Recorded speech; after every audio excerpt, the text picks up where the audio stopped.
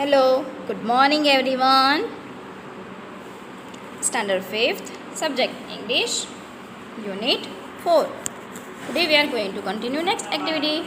Activity number 5. Fill in the missing letters to create a word from the articles given below. तो यहाँ पे आपको कुछ words fill up करने हैं.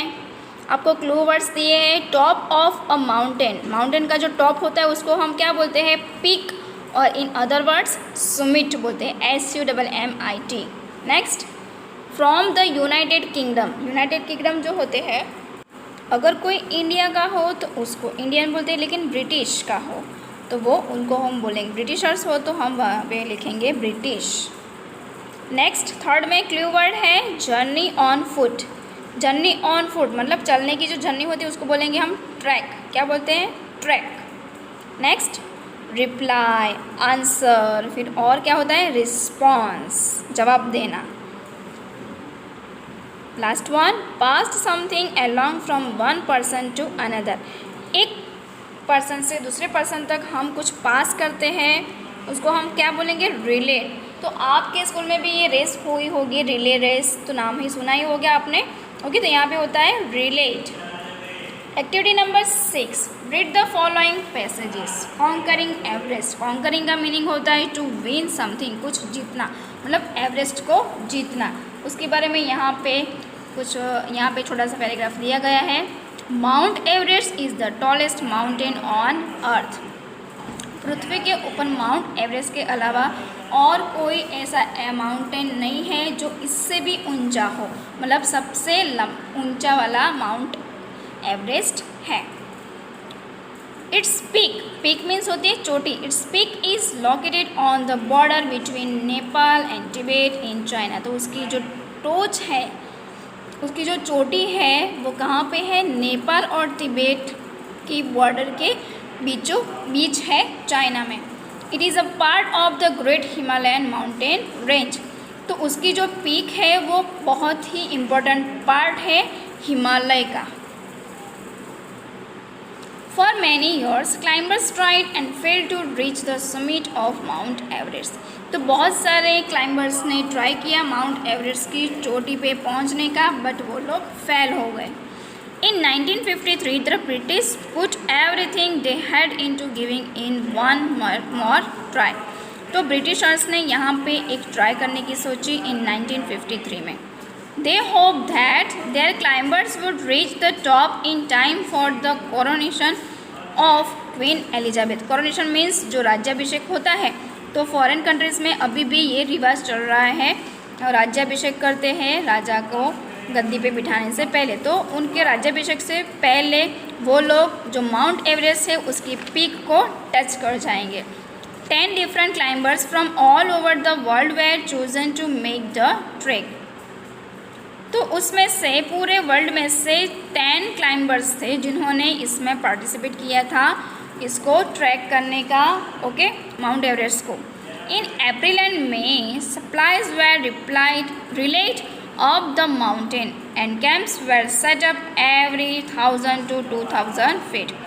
जनरली जो माउंट एवरेस्ट होता है या तो फिर कोई भी माउंटेन्स होता है, उसको क्लाइंब करने के लिए जो क्लाइंबर्स होते हैं वो लोग अप्रैल और मई का महीना ही चूज़ करते हैं, क्योंकि वहाँ पे ये 2 महीने में ना तो गर्मी होती है, ना सर्दी होती है, और ना ही बारिश होती है. तो वो इजीली उसको माउंटेन को क्लाइंब कर सकते हैं. तो उन्होंने एक सप्लाइज किया. क्या किया? एक दूसरे का हाथ पकड़ के माउंटेन करने का स्टार्ट किया. एंड 1000 और 2000 की फीट के ऊपर उन्होंने कैंप्स भी सेटअप किए रहने के लिए. When they returned home, जब वो लोग घर पे आए, journalist kept asking the 2 men who reached the summit first. तो ये एक जनरली फैक्ट है कि कोई भी हम गोल है उसको अचीव करते हैं तो जर्नलिस्ट मतलब पत्रकार रेडी होते हैं कि इन्होंने ये कैसे किया. तो यहाँ पे भी जैसे वो घर पहुँचते हैं तो जर्नलिस्ट आ जाते हैं उनसे पूछने के लिए कि किसने फर्स्ट जो माउंट एवरेस्ट की जो चोटी है, उसकी सुमिट है, उसको फर्स्ट वहाँ पे पहुँचे थे. इस time they were asked, the response was the same. वो पूछते ही रहे, बार बार एक ही क्वेश्चन पूछते रहे, लेकिन उनको दोनों की तरफ से सेम आंसर मिला, सेम रिस्पॉन्स मिला, एक ही जवाब मिला. और वो क्या था? We reached it together as a team. हम एक टीम होके ही वहाँ पे पहुँचे। इन दोनों में से किसी ने भी ये नहीं बताया कि कौन पहले चढ़ा है। कोई तो पहले चढ़ा होगा, लेकिन यहाँ पे उनका ये आप इंटेंशन देख सकते हो कि इनमें मैं वाला कुछ है नहीं कि मैंने पार किया, इसने किया, उसने किया। वो लोग एक टीम वर्क कर रहे थे, तो उन्होंने एक ही जवाब दिया कि वी रीच इट टुगेदर, मतलब हम लोग एक साथ में ही वो टॉच पे पहुँचे थे। Next activity, observe the table given below and complete the sentences. तो ऊपर आपको यहाँ पे नीचे एक्टिविटी नंबर 7 में टेबल्स दिया है, क्लाइंबर्स के नेम हैं। जनरली यहाँ पे सारी की सारी वुमेंस के नेम हैं, उनकी नेशनलिटी मतलब कहाँ के हैं, कौन सी कंट्री के हैं, उनका बॉर्न ईयर कौन सा है, और डेट ऑफ एसेंट, कब उन्होंने माउंट एवरेस्ट को चढ़ने का स्टार्ट किया था। तो उसके रिलेटेड ये पूरी एक्टिविटी यहाँ पे दी गई है।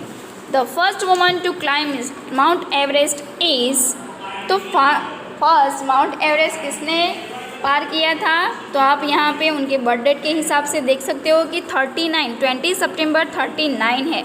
तो किसकी बर्थ डेट है ये, जुमको तिबे, तो वो फर्स्ट हुई।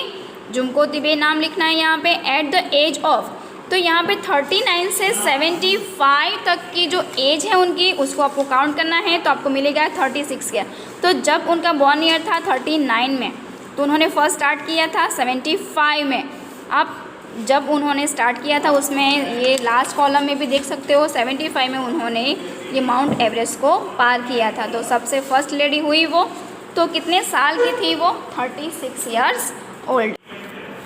Next is, Sharon Woods was blank years old when she climbed Mount Everest. जब उन्होंने एक माउंट एवरेस्ट स्टार्ट किया था क्लाइम करने का, तब उनके साल कितने थे, तो वो आपको ढूंढने, उनका बॉर्न ईयर ले लो शरून वुड का 57, और उन्होंने कब माउंट एवरेस्ट को पार किया था 86 में।